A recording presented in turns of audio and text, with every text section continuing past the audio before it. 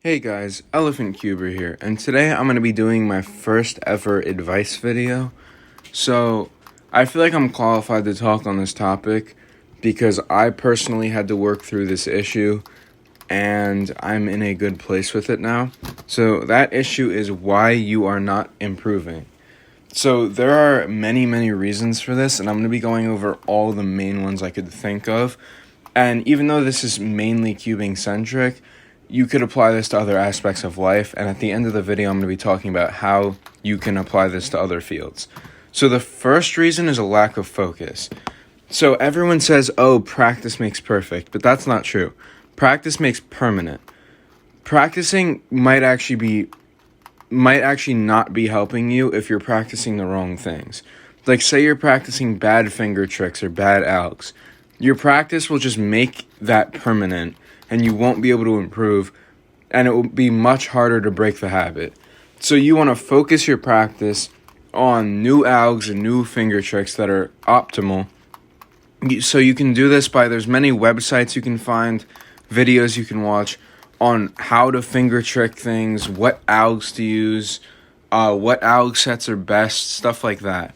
And for events such as like clock that don't really require algs like that, practice is very important, and practicing a lot can get you very good, but you still have to centralize your practice into certain things. Like, say you want to get better at turning or TPS, you want to solve faster and to improve TPS, or for turning, you maybe want to solve a little bit slower to be more accurate.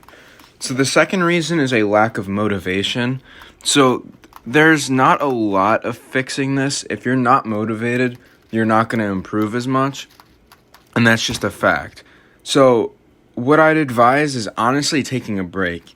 If you're not motivated to cube, don't force yourself to. You're just going to dislike it and never come back to it. So maybe take a 2-week break, a month break, and then come back to it, and maybe you'll have some newfound motivation. The third is not knowing where your issues lie. So some people are like, oh yeah, that's great. You say, oh, your algs and finger tricks might be bad, but I don't know. So really, you need to watch your own solves and see if there's any major pauses, if your alg could have been better, if your turning could have been better, just all those things. And if you can't find yourself and you're still not improving and can't find what you're doing wrong, consult a world-class solver.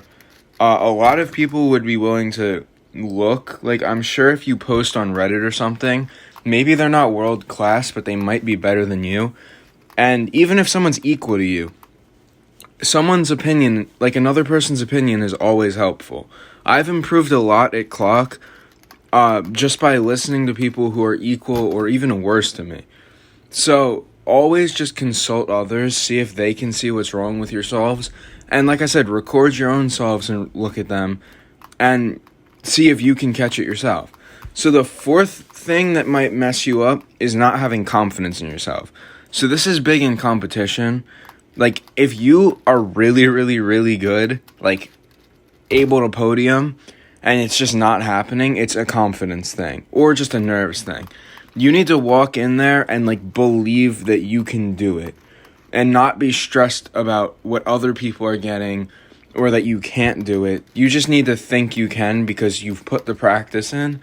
And if you do everything I've mentioned before, you can get to a spot where you will podium. Now, as I said, I'm going to talk about how you can bring this to other aspects of life. So, cubing is a big thing. If you're watching this video, you probably cube and you probably want to improve. But there's other aspects of life that are very important, such as school, which I personally excel in school, but I used to not study and I'd be fine.